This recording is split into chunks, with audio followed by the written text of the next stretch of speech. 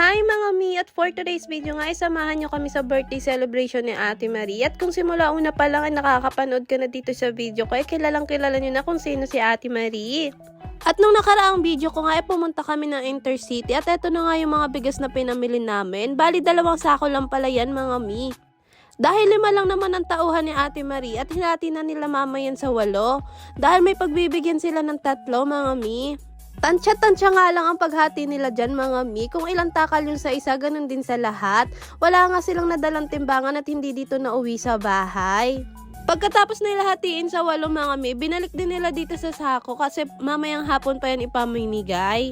Fast forward nga mga mi, nung hapon dumating itong pagkain na in-order nila Ate Marie. Nag-order nga lang sila ng spaghetti mga mi, 2 ganyan nga yan. At eto nga si mama sinasalin niya na.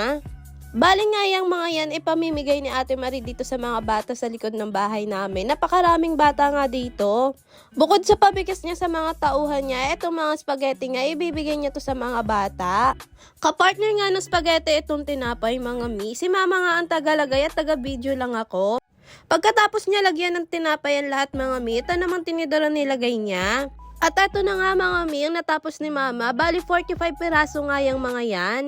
At hindi ko nga akalain na ganyan pala karami dito yung mga bata sa likod ng bahay namin. At pasensya na kayo sa mga langaw mga meat. Sadyang malangaw talaga dito sa amin.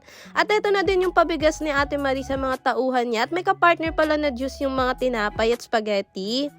At maya-maya nga lang din bago mag-alas 5, dumating na itong si Ate Marie. At nagulat nga siya sa napakaraming bata. At pinapabilang niya nga doon kung ilang peraso yung mga bata mga mi. Baka mamaya kasi kulangin itong mga nabalot namin. Nung nabilang nga ni Kuya Jun yung bata doon sa labas mga mi, eto nagdagdag pa sila ng pansit sa loob dahil kulang nga at marami nga yung mga bata.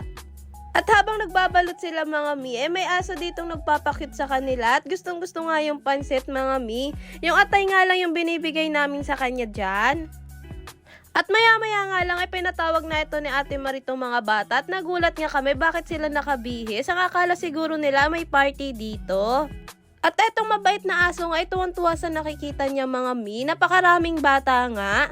At eto nga si Ate Nene, yung kapitbahay namin. Inaayos niya nga yung mga bata na yan dahil may ipapakita daw sila kay Ate Marie. At nung matapos na silang ayusin mga mi, kumanta na sila at pakinggan nyo. Birthday to you.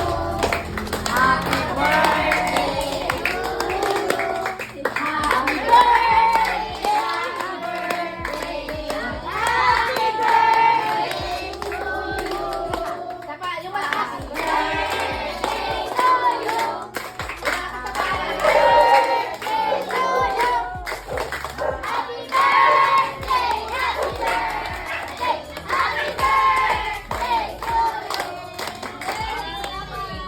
Hindi nga halatang nag-practice naman sila mga mi dahil medyo sabay-sabay nga sila at nakakatuwa nga itong mga bata na to at nag-effort pa talaga silang magbihis kahit ganyan lang yung pinamigay ni Ate Marie at tuwang-tuwa na sila dyan.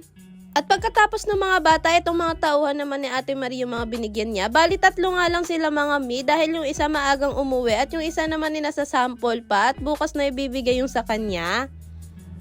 At pagkatapos ng mga tauhan ni Ate Marie at ng mga bata, etong si mama naman ang binigyan nila mga mi. Siya na daw ang huli dahil siya naman nagbalot niyan.